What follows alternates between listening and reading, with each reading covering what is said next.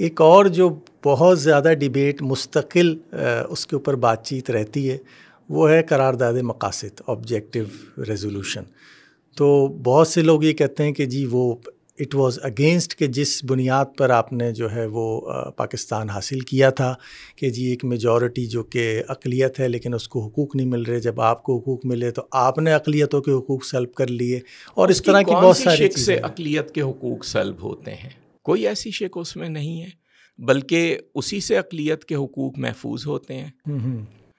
یہ فیصلہ بھی ہماری عدالت نے ایک موقع پر دیا تھا کہ چونکہ قرارداد مقاصد میں سوورینٹی عوام کو دی گئی ہے، اس لیے فنڈامنٹل رائٹس معطل نہیں کیے جا سکتے. اچھا جی، تو وہ بڑا کلیئر ہے. وہ قرارداد مقاصد کا اصل متن جو ہے اس میں تو یہ ہے کہ